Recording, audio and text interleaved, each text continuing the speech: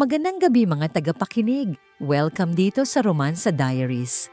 At ngayong gabi, isang mainit at nakakapasong kwento ang tampok natin.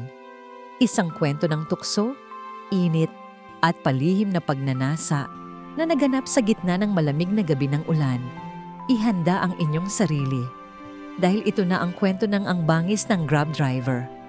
Ang bangis ng Grab driver, haplos ng gabi. Mula sa isang engranding birthday party, bumaba si Lizel, isang hot mama na bagamat basang-basa sa ulan, ay lalo lamang kuminang ang alindog. Nakadress siya na hapit sa katawan, at sa bawat hakbang, ramdam niya ang malamig na dampi ng tubig ulan sa kanyang balat.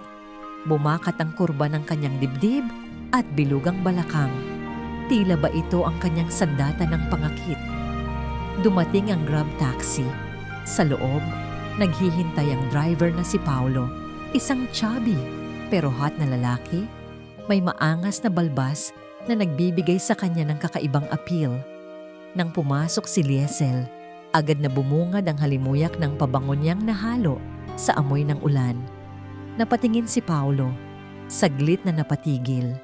Hindi niya maiwasang mapansin kung paano halos kumawala ang dibdib ng babae sa kanyang dress. "Magandang gabi po, ma'am," bati ni Paolo, sabay kindat sa salamin. "Gabi din, kuya. Pauwi na sana, lamig ng ulan eh," sagot ni Liesel, sabay himas sa sarili niyang braso. Habang umaandar ang kotse, ramdam ni Liesel ang tingin ng driver sa salamin. May kung anong kiliti sa kanyang loob. Parang lalo niyang gustong subukan ng hangganan. Dahan-dahan niyang hinila pababa ang strap ng kanyang dress. Kunwari inaayos, pero malinaw ang paglantad ng malusog niyang dibdib. Huminga ng malalim si Paolo. "Ang lamig ng ulan, ma'am, pero parang mainit dito sa loob." Biro niya na may halong pananabik. Napangiti si Liesel. Mainit talaga kapag may kasama kang marunong tumingin. Aniya, sabay dahan-dahang nag-ayos ng buhok na lalo pang nagbigay diin sa kurba ng kanyang katawan. Habang tumatagal, mas nagiging mabagal ang takbo ng sasakyan. Tila ayaw ni Paolo matapos agad ang biyahe. Nagsimula silang mag-usap. Unay simpleng biro, hanggang sa unti-unti nagiging malambing. Naramdaman ni Liesel na bawat salita ng driver ay may bigat. May halong pagnanasa na hindi matatakpan ng simpleng ngiti. Inilapit ni Paolo ang tinig niya. "Alam niyo, ma'am, ang hirap hindi mapatingin, lalo na kung ganyang kaganda ang nasa tabi ko." Napakagat-labis si Liesel. "Baka mabangga ka niyan, kuya?" Sagot niya, pero halatang nanunukso ang tinig. At sa gitna ng katahimikan ng ulan, nagtagpo ang kanilang mga mata sa salamin. Isang titig na puno ng pagnanasa at lihim na pangarap. Ang malamig na gabi na palitan ng init at ang bawat saglit sa loob ng sasakyan ay tila isang sayaw ng tukso at pagnanasa. Habang kumikidlat at bumubuhos ang ulan, bumagal ang takbo ng sasakyan. Napansin ni Liesel na parang may iniwasan si Paolo. Isang tahimik na kalsada, halos walang dumadaan. Mas lalo tuloy nagiging malapit ang espasyo nila sa isa't isa. "Safe dito, ma'am. Wala masyadong sasakyan," bulong ni Paolo habang nakasilip sa rearview mirror. Napakagatlabi si Liesel at marahang nag-ayos ng strap ng kanyang damit. Halos lumuwa ang kanyang dibdib.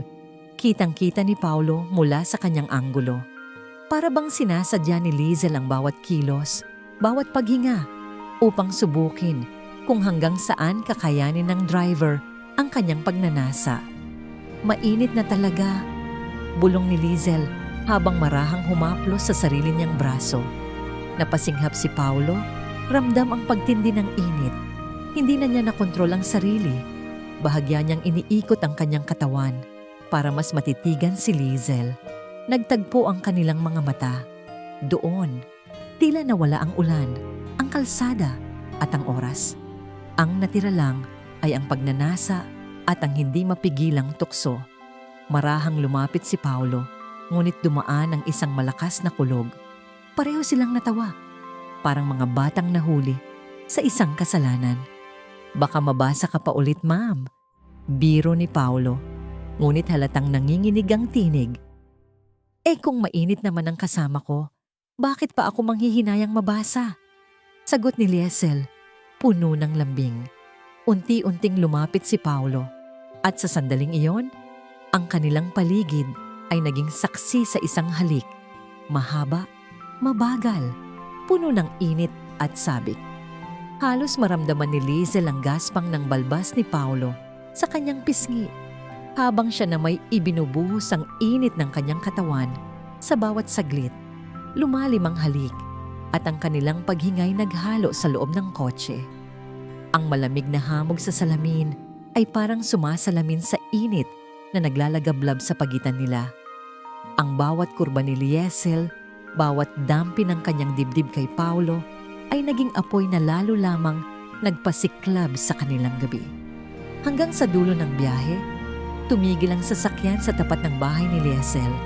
Tahimik sila pareho, ngunit hindi maitago ang ngiti sa kanilang mga labi. Salamat Kuya Paulo, bulong niya, sabay haplos sa kamay ng driver. Salamat din Ma'am Liesel, sana maulit pa. At sa huling sulyap, bumaba si Liesel. Bitbit ang isang gabi ng lihim at init na hindi na mabubura.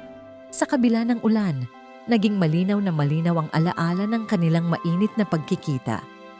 At dito na nagtatapos mga tagapakinig ang ating maikling kwento, isang gabi ng tukso, ng halik, at ng paglalambing na nabuo sa loob ng isang Grab taxi.